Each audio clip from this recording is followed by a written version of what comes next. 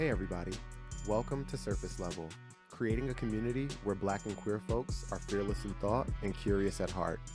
I'm one of your hosts, Jordan, and today, Tony, Damon, and I are discussing our relationships with alcohol. Are we excessively drinking or experiencing alcohol dependency? How can we establish healthier habits with alcohol? This is I'm Never Drinking Again. Have you ever heard that saying before? Said nobody ever. It was a lie. A lot of people say I'm never drinking again, but it's always, like Tamon said, a lie. I mean, I think particularly around this time of the year, which is like the beginning of the year, right? Everyone's always just like, I'm not drinking. It's dry January. Child. We're going to see how long I can go without drinking. Mm-hmm. I feel like that's A game that people play. that's what they Ghetto do. games. New Year, same bitch. So I want to play a game. Of course you do. And the game is called What Bottle You Bringing? Child. So I'm going to give a scenario and you're going to let me know what bottle you would bring to that event. Okay. Well, it will never be Andre. So girls bring that cheap Andre. Oh, You never know. You can leave. All right. So the first scenario is Okay. your freshman year in college and you're going to a BYOB house party. What bottle are you bringing? Freshman year of college, a BYOB house party. Sky. Vodka. Sky vodka? I used to drink a lot of Sky vodka. Whoa. It's very strange. Okay. Yeah. Flavored? No, I never liked flavored alcohol. Even Okay. bad. Even with cheap alcohol. Because it's like, the flavor always tastes artificial. It tastes like plastic on top of the bad alcohol taste. Bougie since 18. Listen. I don't need my apple to taste like a dragonberry. No. Well, I was a little greener with my flavor options and tastes because I had just started drinking in college. And I remember drinking like the peach rum. Ooh. Bacardi rum, the peach Okay. Bacardi rum. I just got a And headache thinking about And that seemed like a thing that was like a constant for a while, like it was always around. But then like the 99 apples and stuff like that. So, but I never drank that's that. like for shots and not spin the bottle, but it was like, I guess it's spin the bottle, but if it lands on you, you take the shot. Got you. Are you talking about So- Kings? It might have been. Black people play the most ghetto drinking games. I was bringing the same thing, Bacardi Peach. Oh, It's specifically. yeah. All right, next scenario. We're a little bit older. Mhm, We're in our early 20s. We're in New York City. mhm, You're going to a house party, mhm. but you don't know the host or 90% of the people there. What bottle are you bringing? Jack Daniels, or there was like a Cuervo period in time that I feel like I would bring that. Ooh. I think for me, around that time, that might have been when I was just getting into I wasn't drinking like Jameson shots. Jameson whiskey. Was it whiskey? It's Irish whiskey. Irish whiskey. I like Mhm. Jameson. Okay. Jameson and ginger was my drink for a while. Ooh. Had me in a chokehold for a strong minute. Mm-hmm. Okay. I think I was bringing, if I didn't know the people, I feel like I was maybe bringing was I bringing Svedka? Probably. I was probably bringing Svedka. Yeah. If I didn't know the That sounds people. about right. If I knew the people, I was bringing Kettle One. But if I didn't know the people, I was bringing Svedka. we drank a lot of Kettle did One. have in a that Kettle time. One We phase. had a lot. Kettle One had us in a chokehold for It a while. was. We would drink so much we would not be able to leave the house to go to the club. Missed the party. All right. So fast forward a little bit further into the future. Mhm. You are going. It's your mid-20s, and you're Mhm. going to a Friendsgiving. What bottle are you bringing? Probably some type of like a red wine or prosecco at that point. Mm-hmm. Mid-20s going to a Friendsgiving? Yeah. I'm probably, because I think I was like mid-20s. I was not quite as classy yet, I hadn't arrived. So I think You wasn't the grand it would dame be, yet. I think I started to transition if I didn't start to transition to tequila, I would bring like a whiskey. It would still be something along the Liquor. whiskey line. Okay. Dark. Mm-hmm. We Yeah. having sweet potato pie and a Jack and Ginger. I think at that point I was a bullet girl. Mm. Like I Okay. think I was like moving into that Yeah. space. All right, now present day. We just had this holiday just passed. so don't think about that one. But you're going to a New Year's Eve party. Mm-hmm. What bottle are you bringing? I'm hosting at my house. Well, And I'm making a cider let's assume that you can spike yourself Okay. with makers or some type of bourbon next to it. Okay, so you're doing a homemade cider. Yeah. And then assorted. Yeah, spike at your own will. Got you. For me, I would be bringing a bottle of champagne, maybe a Veuve Clicquot, maybe a Moet. But yeah, I enjoy champagne extensively. It's my grandmother Geneva got me started on. She got me on the bottle. Yeah, I agree. I'm bringing. Is it Veuve or Veuve? It's Veuve. Veuve. Okay. Mhm. I'm definitely bringing that. Veuve. or a Moet. Yeah. And then lastly, thinking Oh. out into the future, Okay. it's the pregame for the Renaissance World Tour. What bottle are you bringing to the pregame? Ooh, Casamigo, like a really good tequila. Maybe it might be a 212. Is that what it's called? The that tequila that's really, and it's in a tall bottle. Oh, I was just thinking about that tequila. Oh, And if it's not that one, the Casa Azul? Casa Azul. But I was thinking about the tall. It's in a dark bottle. I know. I can't even think of Yeah. the Oh, something it's 8, the- 418, 218. It's yeah. Something like that. What is it? Don't matter. It's a Don't matter. 2-1 something. Not a It was 212. on the 212 on the uptown. Hey, what are you gonna do? I think Hendrix. Like I've just really been on a gin kick. It'll be the summer. I like a gin and tonic in the summer or French 70. I'm actually gonna be drinking French 75s. Okay. So I have to bring Hendrix and I have to bring a nice prosecco. Got you. Kill. Okay. Kill. Okay, great. Well, What You you know- bringing? Nothing. what, Ghetto. to the What are you bringing? probably weed edibles. The girls and their edibles. Sitting there, I'm like, what is happening? Listen, when she plays Levitate. Heated, and I'm sitting there like, in a daze. All right, so we're having a conversation today about just our relationship with alcohol, our consumption patterns, and just overall sort of unpacking some of those things. So I love to start kind of like at the genesis. You know what I mean? So we kind of talked about it a little bit in the game, but I believe we all started really participating in social drinking when we entered into college. And I'm curious to know, what purpose did alcohol serve for you in college? Like what did you aim to gain from drinking while you were in college? Tony? I feel like in college, because I didn't drink liquor before college. And so it was very exploratory. It gave I was of age. I was around other people who were drinking. There was nobody around to tell me no, who gonna check me. And so I got to discover alcohol and what effect it would have on me. And it was fun socially. Like, a lot of college students that age, you're drinking. I mean, there's not classes, like you're drinking and having fun and exploring things that you felt adults do. And so I think, and then also I feel like the game aspect, like there are a lot of games that I don't remember. I said gang. I was just like, No, what? games, like a lot of drinking games. There was even like Yes. a I don't know a social club at Howard Oh, that was for Oh. drinking. yes. And so those girls was getting wild. I wasn't part of that social club. I was a part of just my social club.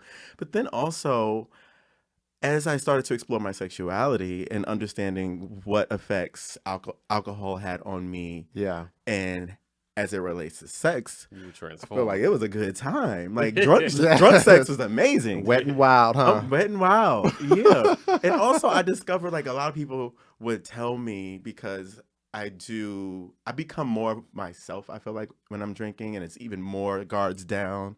And so people were like, oh, I love drunk Tony.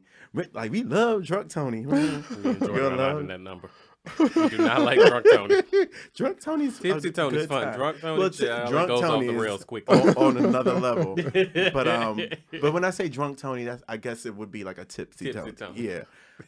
Okay, so you felt like you were able to be more sexually expressive. You felt like I was you a lot were more you forward. felt a little bit more, like less inhibited. Yeah. Grab my girls by the neck. Definitely Come here. inhibited. More, like you get that like incredible Hulk strength. Oh, Yeah, okay. and people like that. All right now. Wake up. They do like that. You put a little force on them. Put that hammer down on them. It's hammer time. This is going Not off as the rails hammer time. already. Damon. For me, it was just about experimentation. Like I too I didn't drink before college. Shallow, we were You were a bunch of goody two shoes. We were in this room. New Orleans for alternative spring break. Okay. Like 700 people from Howard. Like when everybody still went down to New Orleans, it was after Katrina. We were doing volunteer work during the day.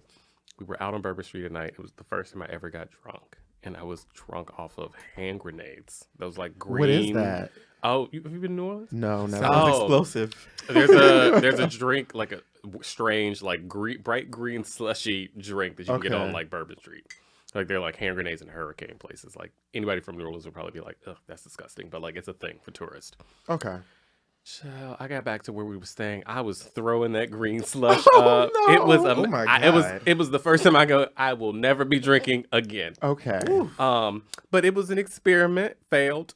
Okay. And was just trying to like, I don't know, being social in like those big group settings is not my strong suit. So like I think it was like, okay, this helps. Let's try this. Try too much. Got you. But yeah, So it's kind of like a social lubricant for you Yeah. almost. Oh. Said try too much. Try too much. Yeah. What about you, Ed? Congratulations, you played yourself. So my first experience, I was in the freshman girls dorm, and I was pre-gaming for a party. It was the first time that I ever drank. It was Bacardi Peach. Yeah.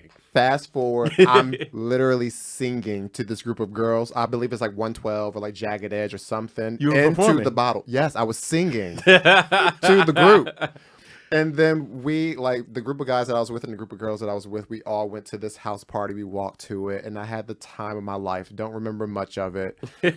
Got some girl's phone number who was texting me the next day. I woke up on an air mattress in my friend's room. We all went to the CAF next morning and, like, rehashed what happened the night before. But I think what I took away from that experience was that I got out of my head. Mm-hmm. Like I embarrass easily. So the idea of me singing in front of people that I don't really know that well is like crazy. Like I'm not even like a huge karaoke person to this day because of that. But you are a showgirl. Yes. Jordan has been a showgirl in front in a spirit. Well, Yeah, exactly. that comes out. Of you. It's typically just at home in the You mirror. take the stage. Exactly. Give a performance. So I think for me, it allowed me to just like not really overthink, or be so like observant around like of my surroundings, and allows me just to like be me and just kind of like talk to people, make up conversations, end conversations, move on to the next conversation, run around, laugh. And I don't know, for the first, it was weird, but it was probably the first time that I actually felt like free. Yeah. That makes a lot of sense because there are a lot of folks to this day that people say they like drunk Jordan because drunk Jordan is just a little bit more like let your hair down. Oh my God, I didn't know you. They're like, I didn't know you had this personality. I didn't know you had. If I had $1 for every time someone said. Everybody said, everybody Well, says that's that. you break They out have to the this- end of time choreography immediately. It's drunk. Put your hands together. So drunk Jordan and drunk Tony are a good time. So like thinking more present day. So a little bit of research. The CDC limits moderate drinking to 1 drink a day for people assigned female at birth, 2 drinks for people assigned male at birth. Present day, how often are we adhering to these guidelines, Jordan? Well, I'm going to answer this question a little bit differently. So currently, I haven't been drinking since September. So my answer is going to be pre-September. Hell no. I was not adhering to the CDC saying two drinks is like I don't really know in what instance I'm really having just two, unfortunately. And it's so bad because I What feel was like the I reason? also lie to my doctor when they ask me questions like that. They're like, how many drinks have you had? I'm like, do you really want me to count what I had this week? I'm like, it was a celebratory week. I don't want to give you the real number. But yeah, no, I don't adhere to that. I think that if I can just give an example of like what a more upbeat night looks like for me, I would say that I maybe have about like 3 drinks like leading up to the party or whatever like that, and then maybe another 3 drinks Mhm. at the actual event itself. So let's just say 6 on a party night, and that You was use your whole week's allocation. whole week's allocation, which I hear is not healthy to build up a credit of drinks and then spend it all on one night. Yeah, no. And that's if that's a Friday, it's just like I might be doing something on Saturday. So yeah, Mhm. I don't adhere to that at all, and I don't really know. I feel like it was the norm. I feel like everyone around me was drinking just as much. Now, how we get in it? Not y'all, not y'all. You say y'all drinking just as much as I said am. not y'all specifically, but in general, you know. That's Tony. interesting. You know, I think as far as adhering to those guidelines are guidelines. It's a suggestion. It's a suggestion. You know, it's not a hard and fast rule. And I feel like unless, like nowadays, present day, because that's what the question was about. Like unless I'm going to like an after work event, which is a work event, something that's tied to work where there's alcohol flowing, or if I'm going to a dinner or catching up with a friend, I Yeah. don't find myself really drinking a lot at home alone. Maybe an occasional glass of wine here and there, present day. But outside of that, like if I'm going out to drink and have a good time, those guidelines are tossed right out the window. Because if I'm having a good time, I want more drinks and I want to drink more. And I think if I'm having a good time, whether I'm dancing or it's good conversation, drinking more just makes it better. It just amplifies the moment. And so the guidelines, you know, I never really like heard that there were like until doing this episode, I never really like knew that there were actual like, oh, you're supposed to only drink this much per week if you were assigned a male at birth or female or woman at birth. I'm just like, that's weird. And why like Well, that's the thing. I think it's been so normalized, right? To drink a certain way. Those CDC guidelines have been around for a very long time. But I think that American culture in general just indoctrinates you into sort of like, you know, college drinking, and that's a whole thing. And then that post-college, like, especially for us, where we like went directly into our careers and moved into industries that socialize us a lot. Like we have a lot of parties in fashion and marketing and media and advertising. And so when you look around, it seems so normal that when you actually hear those guidelines, you're just like, really? Is everyone ignoring them? And everyone is, for the most part. Not everyone, but you know, a lot of people. Yeah, majority of folks. I mean, similar story. I think in the last maybe year or so, I'm closer to those guidelines than I've ever been. Okay. Just because like my lifestyle is different. Like I'm not actually out that much. Right. Work and stuff doesn't have that many events. Like our work lives have changed. Yeah. And then like if like I'm at home with my partner, if we drink, like he's not like some lunch. He doesn't drink that much. So like I'm not about to just be there throwing him back, and then he's asleep, and I'm still up drinking by myself. That's crazy. So yeah. Well, I mean, there's nothing wrong with drinking a little something by yourself. You want to No, a little sip. something, but like, so I'm not about to be sitting then- there having and a then- 3, 4, And 5 then by listen, myself. You That's might wild. you might go in the bedroom and saunter in, slither on it. Do-do-do. Wake him on up, wake Big Daddy up. Somebody waking him up. He sleeps like a rock. Oh God. Well, I mean, yeah, I understand. Our lifestyles have changed drastically, so present day is a lot different, and we are closer to the guidelines. Continuing with a bit of information, a research study from the Center for American Progress saw that 25% of LGBTQIA community members drink dangerous amounts of alcohol, compared to 5 to 10% of the general population. Emotional distress, anxiety, fear, and feelings of low self-esteem are recognized as leading causes of alcohol dependency.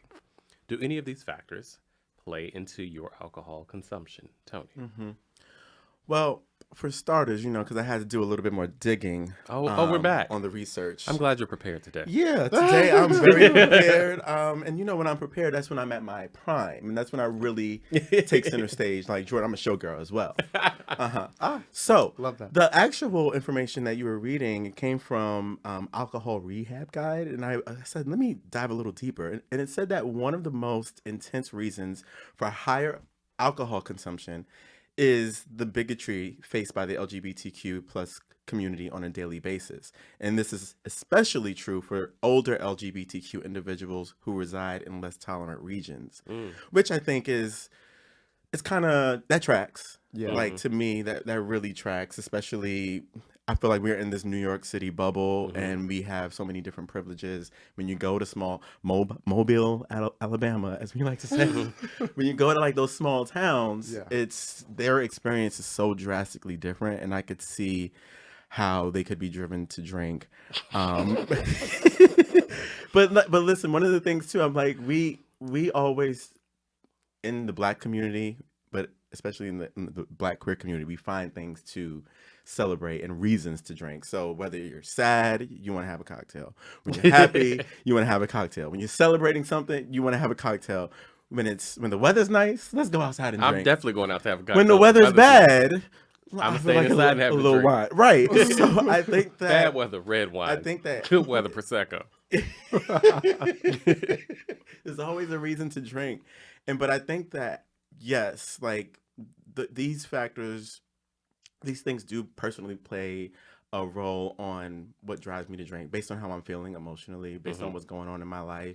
Yeah. But I don't think I've ever gotten to a place where I've fully like jumped off the deep end and to the point of no return. And so like sometimes I used to joke with a couple friends of mine when we were younger. We like, you want to like peek over the pearly gates and look in and see what's going on, but then you don't want to like jump off. You want to come back down to reality. And so I've never found myself dependent and needing to have a cocktail in order to get through. Yeah. So Jordan, I did feel like I had to depend on alcohol. I think that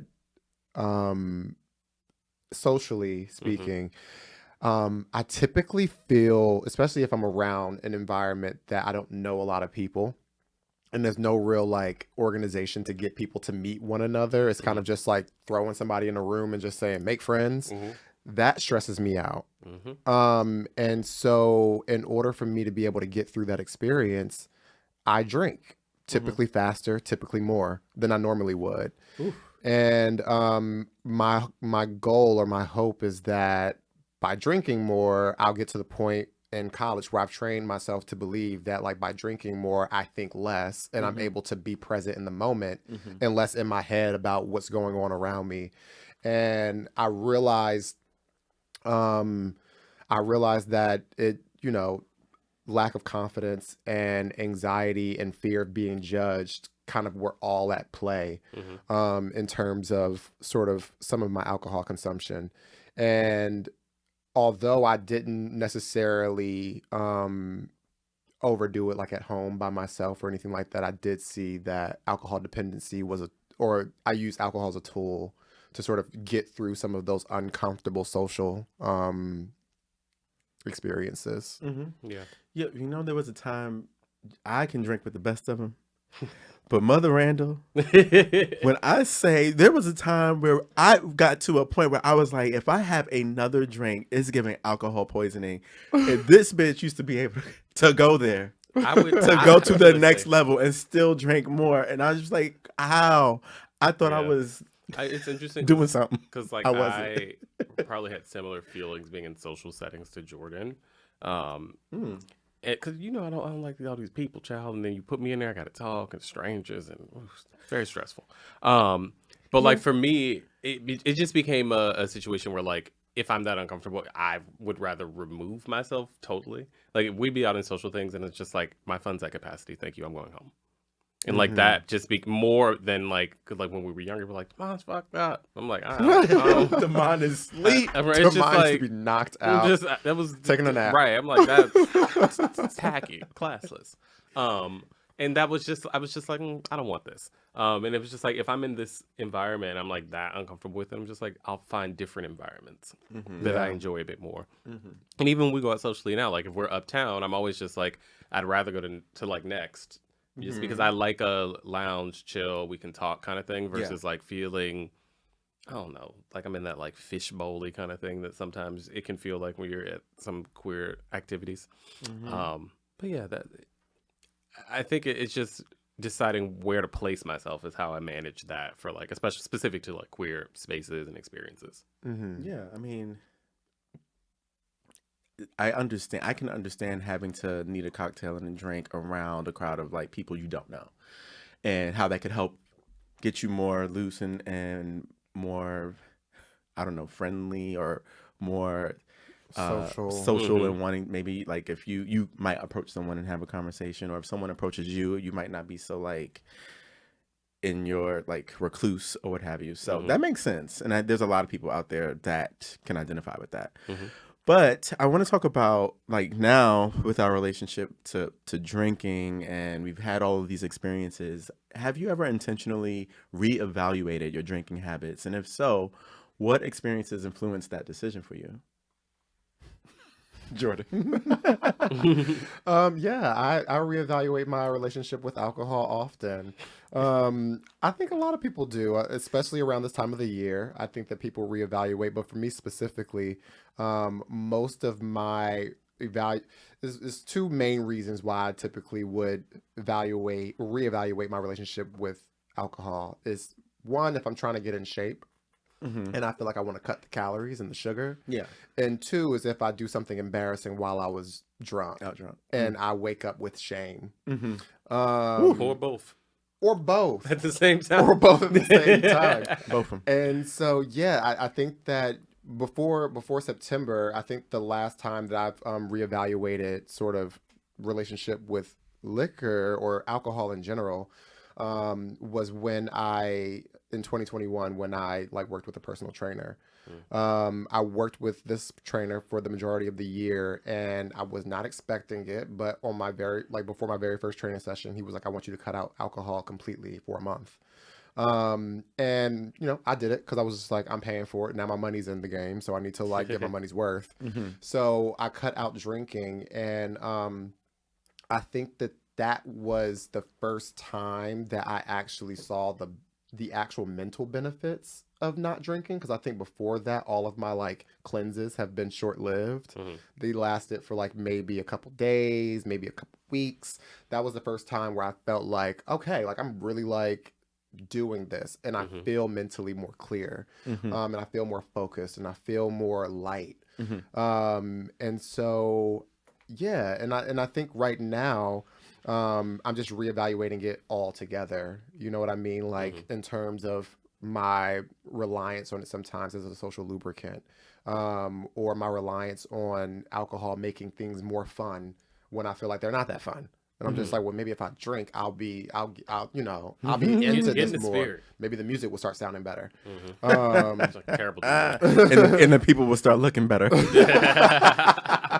But and I feel like, yeah, I just got to the point where I just had to reevaluate it. And I realized now, especially at this stage of my life, that it requires way more energy and effort for me to recover from bad hangovers physically. And I don't have the free time that I used to have before this podcast and before this new job. And simply put, I really don't have I don't have the time to be like bent out of shape. Nobody got time for that. Yeah, not bent out of shape, bitch. That just took me out. Bent out of shape, waking up upset, groggy, annoyed. The whole day just flies by. You missed all your morning errands, and now you got to wait till next weekend to do them. Right. It's not conducive for my lifestyle, and it's also, it wasn't really a healthy choice how I was, moving forward with my relationship.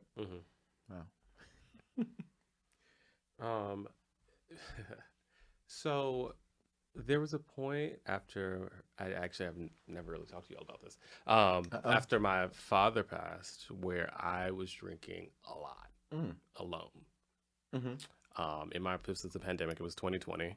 And I was just like drinking. I would like drink myself to sleep like every night. And I remember like there was one point I was like, okay, I'm not gonna buy any more alcohol because I don't want to have it in the house. And then like that day, I started to freak out. And I would go to the bodega at like midnight and buy a 6-pack and drink it to go to sleep. Because just because like I was so like dealing with grief and not understanding how to process it, and like that was just such a crazy time in the world. And I remember after those couple of nights where like I was like walking out in the streets of Harlem to go get alcohol in the middle of the night, and I was just like, I cannot continue to do this. And I remember I was like thinking just about like who my father was in my life, what he would want for my life, dealing with his absence this way. I was just like, I can't do this. And it was something that I then, like, which you all do know, I was like doing a lot of artistic things and stuff that year. And that was like one of the things where I was like, okay, I need to do something different. I need to do something that pours into me and helps me work through these things in a way that is more beneficial to getting into a positive place. So I started making more art. I worked out a lot that time because I remember I was like, well, if I'm like trying not to drop a weight on my toe, like I can't think about the things that are stressing me out. And yeah, it was just, I don't know. It was something that I was dealing with alone, and I had to like be like, whoa, wait, nigga, like what the fuck are you doing? And like rarely have I felt like I've always, until that, other than that moment, I always felt like even when I drank a lot, I was like, I don't really need to do this. I'm fine. And like I could like just stop and so go on about my life and drink water. And in that moment, I was just like, I feel a level of dependency that is new. And I remember I was like, maybe not this. So yeah, that was a very pinnacle experience, just about what was happening and noticing very, very clearly that I need to do something differently. Wow, thank you for sharing that. Yeah. No clue. Yeah, no, So I No clue. Damon is very well. First of all, yes, thank you for sharing that. And secondly, I'm sorry that you had to go through that alone. But Damon knows this about himself, that you are the girl that is like, I'll deal with it, I'll handle it, I'll figure it out. And you should know that your sisters are here whenever you need to talk, or whenever you need to escape, or whenever you need help, or whatever the case may be. Jordan and I are definitely all around. We'll make ourselves available. Yeah, it was a strange time in the world. Yeah. So very strange. But for me, quick story. So story time. The only time I really reevaluated like my drinking habits it had to do with an ex. And it was a time when I was laid off from work and I was having the best year of my life. Fun employed is the best employment. And I was, I don't think I was drinking excessively, but when you drinking and having fun and you're out and you get into a little back and forth, and then the other person wants to say, "You're drunk." Sorry. Girl. I hate that. I also use that. And that was very triggering, and it's given like, you will not. I'm just like, bitch, you've done that to me, so I'm like, I know you do that. Right. But I also hate it when it's done to me. I hate when that happens, but I do it. You don't. It was a very triggering thing, because it was like you're not gonna get to use that as an excuse to gaslight me, shame me, whatever the case may be. I was giving, absolutely not. I stopped drinking cold turkey for the entire month of, it was August too, at that summertime. Oh my I goodness. remember this. Summer, I didn't drink a lick, and it was so much liquor flowing around. everywhere, and people were like, you're really not gonna have a drink? And I was like, nope, not gonna have a drink, because this bitch will not will not be the one to tell me like I'm drunk when I'm getting her together and calling her out on some shit. I'm gonna get it together every day of the month of August, sober. So that to me was the time, that I had to just take a step back. But then also now I feel like beyond that, like we've all kind of been saying, I hate hangovers. I hate really bad. Oh, they're so painful. They take longer to get through. They take so long. And but that doesn't mean I don't go over the limits every now and again and still get a hangover. But I'm just I know what my limits are. I'm more clear on that and when to stop drinking before it gets too far. And then the times that it does get too far is when I'm really out having the time of my life. A ball. Yeah. So, but no. So we're in our 30s now. I want to talk about what healthy adjustments have we made with our relationships to alcohol. Like, how are we now different and just more mature about it? We're not old, but we are better. Yeah. We're not older, but we're I'm better. old. Hello. Experienced. We're experienced, seasoned. Step 1: water consumption Yes. during the entire night. Have a drink. Have a water. I'm just like too old to be drying my insides out like that. Can't do that. 2, I just think now the goal is no longer like, let's go get wasted. Why would I want to do that? It's awful. I have no interest in awful. it. I'm all out of sorts now. Ooh. I'm just like, I know I'm gonna hurt tomorrow. I want to, if we become a little more giggly or whatever with like, I want anything that I consume or I do to just amplify the actual experience of being with the people I care about. And like, if I'm so fucking drunk that I'm stumbling and you can't talk to me, and like, what's the point of us being out? Yeah. And if I'm so fucking drunk that like I can't even dance and I'm just falling over or we're out, what is the point of being there? And if I'm so drunk that like I'm going to spend more time hurting tomorrow than I actually spent out enjoying people, what's the point of it? So that's just kind of where I am. Just the goal is to like in some way amplify the experience without like it turning into dark-sidedness. Child. Yeah. Jordan. I think in these past few months of not drinking but still being social and still going to all the things that people are at, I'm realizing that I don't like a lot of the environments that I was putting myself in.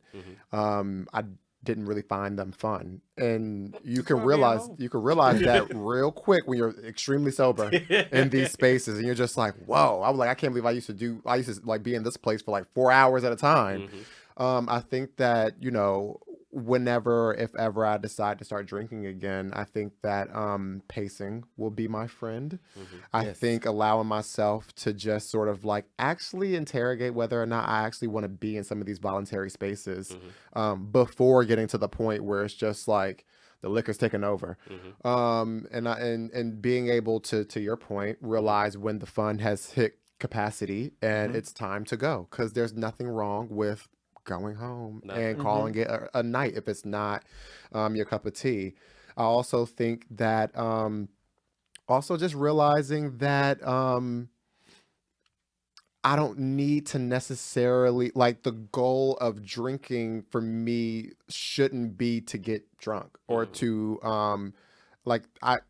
to appreciate that I can actually just like appreciate the drink. You know what I mean? Like, if I'm going out, it's just like, no, I want to have a glass of wine because I feel like it's going to taste really, really good with this steak.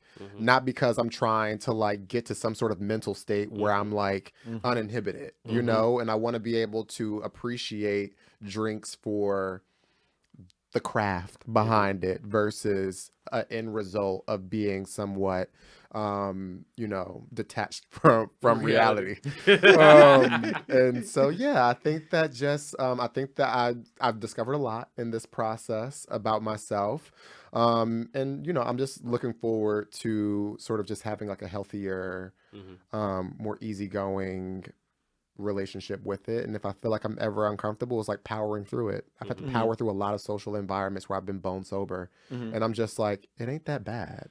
So I'm happy that I had that experience. Yeah, I think for me, I'm more mindful of when I've had enough, or just when I'm simply not in the mood to drink. Just because someone asked, "Do you want to drink?" and I was like, actually, no, I don't want to drink. And I I think that sometimes, like Jordan's talking about, it's fun to be a little bit more on the sober side and being out and just being high on life. And that to me, like I can drink without getting to my capacity of what my intake is and still have an amazing time, be able to recall the night, be able to give a kiki and a fireside chat, Make a new friend. make a new friend and actually like recall what and the fuck they were remember talking about. exactly. So those things are important, and it's nice to be able to like have that experience and not feel like you didn't have fun because you weren't wasted. And I think that understanding I don't need advice to have a good time, and knowing how to exist without it and with it, and know what the difference is, and know Yeah. what I'm like when I'm sober, when I'm have drinks, and when those lines cross, and not just kind of be able to tell and know and understand my body and how I feel when I am drinking versus not, or when I just on that journey of like having alcohol throughout a night.